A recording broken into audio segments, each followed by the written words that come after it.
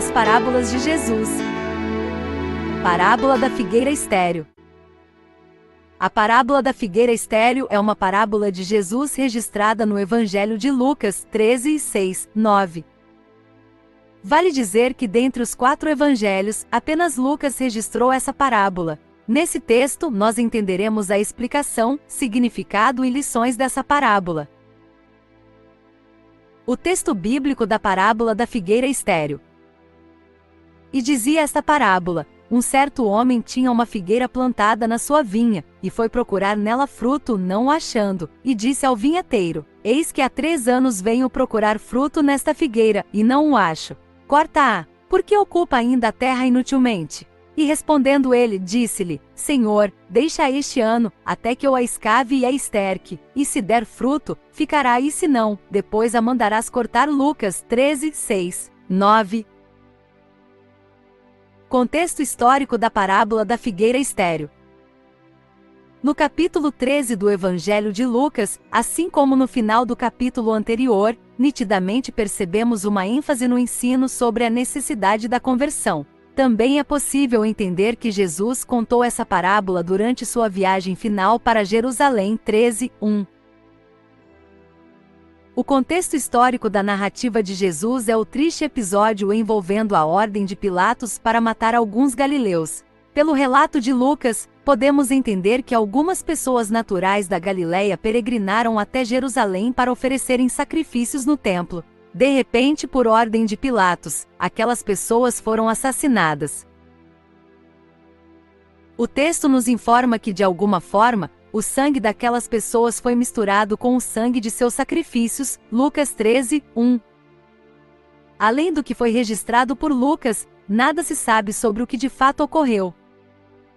Não sabemos qual foi a motivação para a ordem de Pilatos. Alguns sugerem que esses galileus faziam parte de um grupo nacionalista que se opunha de forma intensa ao governo romano, porém essa teoria é apenas uma mera especulação. O importante sobre esse relato é que, pelas palavras de Jesus, podemos perceber que as pessoas que estavam ao redor do Senhor não interpretavam esse evento como um ato de crueldade por parte de Pilatos. Ao contrário, eles achavam que aqueles galileus foram vítimas do castigo divino por conta de seus pecados. Lucas 13, 2, 3. Esse tipo de entendimento que relacionava o sofrimento com o pecado pessoal era comum entre os judeus. Um exemplo disso é a própria história de Jó, onde seus amigos associaram o sofrimento enfrentado por ele com o castigo divino por seus pecados. Jó 4, 7, 8, 20, 11, 6, 22, 6, 10, Jó 9, 2. Porém, Jesus reprovou completamente esse conceito ao afirmar que aqueles galileus mortos não eram necessariamente maiores pecadores que os demais galileus, e enfaticamente adverte seus ouvintes: mas a menos que se convertam, todos vocês igualmente perecerão. Lucas 13, 3. É possível também que na época os judeus associaram a origem das vítimas, a Galileia, como um fator contribuinte para tal punição. Devemos nos lembrar que existia preconceito entre os judeus de Jerusalém e os galileus. Jesus então continuou seu discurso refutando claramente essa ideia. Ele fez isso citando um desastre na Torre de Silói que matou 18 pessoas. Essa torre ficava próxima ao tanque de Silói, e num determinado dia ela desabou e matou um grupo de pessoas. O interessante é o detalhe da narrativa de Jesus. Se no outro evento foram os galileus que morreram, nesse desastre com a torre foram os moradores de Jerusalém. Mais uma vez Jesus enfatizou a sentença: mas a menos que se convertam, vocês semelhantemente perecerão. Lucas 13, 5. Resumo e explicação da parábola da figueira estéril. Considerando o contexto apresentado acima, não é difícil entendermos a parábola da figueira estéril. Jesus contou nessa parábola que um homem tinha uma figueira planta em sua vinha, e quando foi procurar fruto nessa figueira ele não encontrou. Era comum entre os judeus que figueiras fossem plantadas em vinhas. Isso também significa que quando plantadas nas vinhas, as figueiras recebiam cuidados especiais. Jesus também nos informa que o homem havia procurado por frutos na figueira durante 3 anos, e nada tinha encontrado. É importante entender que não se tratavam dos primeiros 3 anos de vida daquela figueira. Vale lembrar de que na lei de Moisés havia uma condição de que apenas a partir do 5º ano os frutos de uma árvore poderiam ser consumidos. Os frutos dos 3 primeiros anos deveriam ser descartados, e os frutos do 4º ano deveriam ser ofertados ao Senhor. Levíticos 19, 23, 25. Logo, aquele homem estava procurando frutos na figueira no 5º, 6º e 7º ano, mas não os encontrou. Então ele ordenou ao viticultor para que cortasse a árvore. Além disso, ele também fez uma observação interessante: por que deixá-la inutilizar a terra? Lucas 13, 7.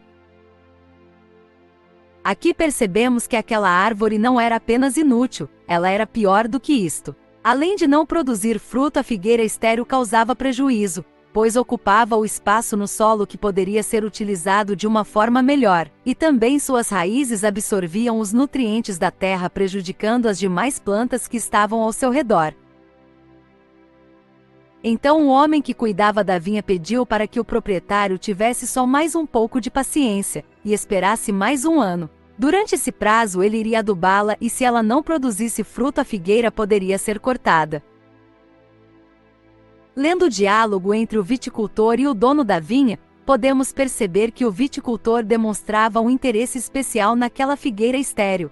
Ele não só pediu para que ela não fosse cortada, como também se comprometeu a fazer tudo o que tivesse ao seu alcance para que a árvore pudesse produzir. A parábola termina e nada é dito se a figueira finalmente produziu fruto ou se foi cortada. Claro que isso foi intencional, ou seja, com isso Jesus propôs que cada um analise sua própria vida, se somos como uma figueira estéril ou se somos como árvores frutíferas. Qual o significado da parábola da figueira estéril? É possível que exista um significado simbólico na figura da figueira plantada na vinha. Tanto a videira quanto a figueira tinham um papel importante para os judeus, de modo que no Antigo Testamento várias vezes a prosperidade de Israel ou sua reprovação foi indicada com referências a essas árvores. 1 Romanos 4, 25. Assim, podemos entender que a figueira plantada em uma vinha é uma figura da posição privilegiada que Israel desfrutou na antiga dispensação. No entanto, esse privilégio também trouxe responsabilidade, e sabemos que Israel, como nação, não respondeu a esse privilégio e não se voltou para o Senhor. Lucas 20, 16, 21, 20 e 24. Portanto, a falta de figos na figueira simbolizava a reprovação de Deus e seu juízo iminente. Se não produzisse fruto, a figueira seria cortada. O significado central dessa parábola não se resume apenas a Israel, mas a todos que ouvem e leem essas palavras de Jesus. Essa parábola nos mostra a verdade de que se um simples homem se importou com a figueira estéril de tal modo que se comprometeu a trabalhar nela por mais 1 ano, mais ainda Deus se importa com o homem e se mostra magnânimo e paciente. Porém, sua paciência tem um tempo limite. Aqui aprendemos que Deus é misericordioso, mas chegará o tempo em que o dia do juízo virá. Hoje os homens estão vivendo num tempo de oportunidade, mas chegará o momento em que a oportunidade de salvação será tirada, a figueira estéril será cortada e se perderá para sempre.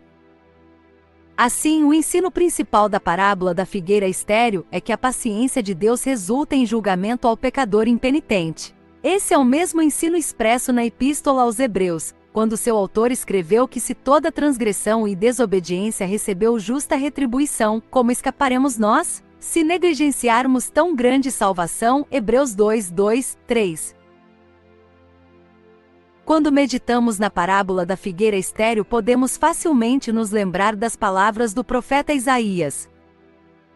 Buscai ao Senhor enquanto se pode achar, invocai-o enquanto está perto. Deixe o ímpio o seu caminho, e o homem maligno, os seus pensamentos, e se converta ao Senhor, que se compadecerá dele. Torne para o nosso Deus, porque grandioso é em perdoar. Isaías 55, 6, 7. Quando o tempo permitido pelo Senhor para que o homem se arrependa tiver se esgotado, então ninguém poderá escapar do juízo de Deus. Essa parábola, sem dúvida, enfatiza a responsabilidade humana. Deus é soberano e a Bíblia ensina claramente a doutrina da justificação pela graça mediante a fé, mas isso não anula a responsabilidade do homem. O homem, depravado e corrompido pelo pecado, não poderá culpar Deus pela sua negligência. No dia do juízo ninguém poderá reclamar da paciência e da misericórdia do Senhor, nem mesmo questionar sua justiça. Agradecemos pela sua atenção. Até o próximo vídeo!